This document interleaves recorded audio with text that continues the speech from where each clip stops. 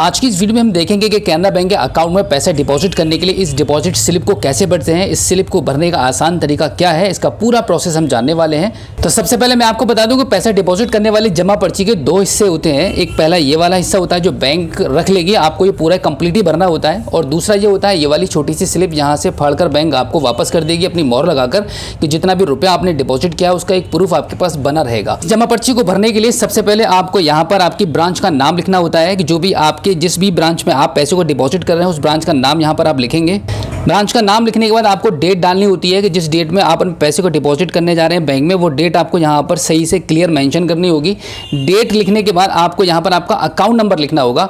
आपके पास कैनरा बैंक की जब बैंक पासबुक रहेगी तो यहाँ पर आप चेक कर सकते हैं, आपकी पासबुक में फर्स्ट पेज पर आपको यहाँ पर पूरी डिटेल मिल जाती है। जो भी आपका अकाउंट नंबर आपकी पासबुक पर लिखा हुआ है उस पासबुक को देखकर आप बहुत अच्छे से क्लियरली इस अपने अकाउंट नंबर को यहाँ पर आप फिल कर सकते हैं। अकाउंट नंबर क्लियर भरने के बाद यहाँ पर नीचे की साइड में आप आपका नाम लिखेंगे। यहाँ पर हमने अकाउंट होल्डर का नाम लिख दिया है। इसी के साथ एक जानकारी मैं आपको ये भी दे दूं कि इस जमा पर्ची को आप हिंदी इंग्लिश जिस भी लैंग्वेज में भरना चाहें भर सकते हैं, कोई प्रॉब्लम नहीं है। अकाउंट होल्डर के नाम के नीचे आप देख पा रहे हैं यहाँ पर मोबाइल नंबर का ऑप्शन बना हुआ है। यहाँ पर आपको आपका मोबाइल नंबर लिखना होगा। जो भी नंबर आप यूज़ कर रहे हैं ये ज़रूरी नहीं है कि आप रजिस्टर्ड मोबाइल नंबर ही यहाँ पर लिखेंगे, कोई सा भी नंबर आप लिख सकते हैं जो भी चालू नंबर हो, जिससे कि बैंक आपको ईजिली कॉन्टैक्ट कर पाए। बाई चांस अगर कोई भी आपने मिस्टेक कर दी हो तो बैंक आपसे कॉल करके कन्फर्म कर सकती है। उसके बाद यहाँ पर नीचे ईमेल आईडी का ऑप्शन है। ये ज़रूरी नहीं है यहाँ पर आप ईमेल आईडी भरेंगे या नहीं भरेंगे, इसको खाली भी छोड़ सकते हैं।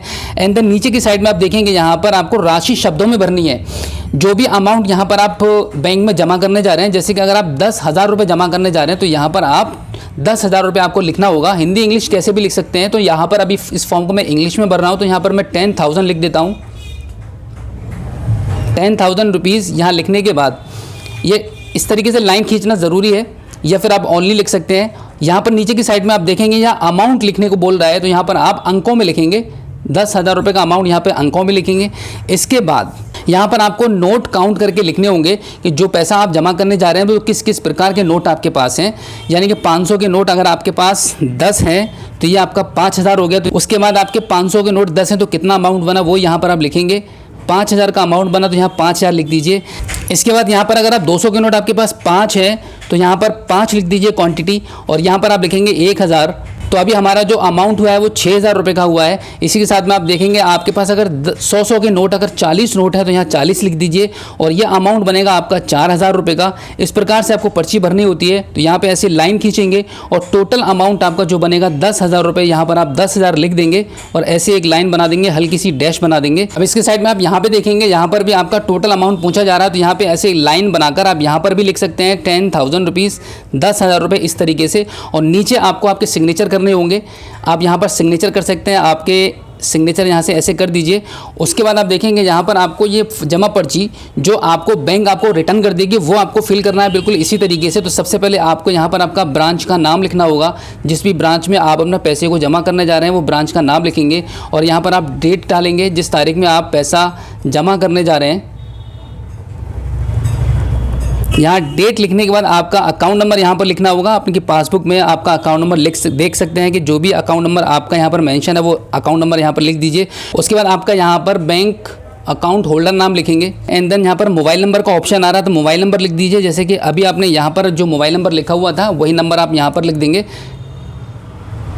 मोबाइल नंबर लिखने के बाद आपको आपका धनराशि लिखना है कि कितना पैसा आप जमा कर रहे हैं। 10,000 रुपीज़ आप यहाँ पर डिपॉजिट करने वाले तो 10,000 रुपीज़ यहाँ लिख देंगे। और यहाँ पर आप देख पा रहे हैं कि शब्दों में लिखिए, तो यहाँ पर हम शब्दों में लिख देते हैं 10,000 रुपीज़। तो हमने 10,000 रुपीज़ यहाँ लिख दिए है। और एक बार फिर से हम यहाँ पर ऐसे लाइन बनाकर यहाँ पर इसको 10,000 रुपीज़ यहाँ पर भी लिख देंगे। अब ये हमारी जो स्लिप है वो हमारी कंप्लीट हो चुकी है। कुछ भी इसमें भेद नहीं है भरने के लिए, बहुत ही आसानी से आप इसको भर सकते हैं। इस जमा पर्ची में अभी आपका एक कॉलम भरने के लिए बाकी है, वो ये है कि 50,000 व अधिक जमा के लिए यहाँ पर आपको आपका पैन कार्ड का नंबर मेंशन करना होगा। आपके अकाउंट में पैन कार्ड लगा हुआ होना चाहिए।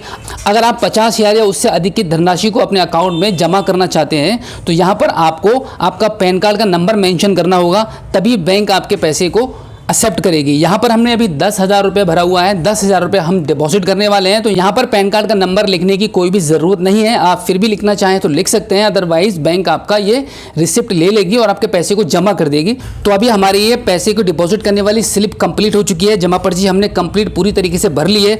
अब आप इस जमा पर्ची को बैंक में ले जाकर अपने पैसे को अपने अकाउंट में जमा कर सकते हैं इस बैंक पासबुक के साथ में।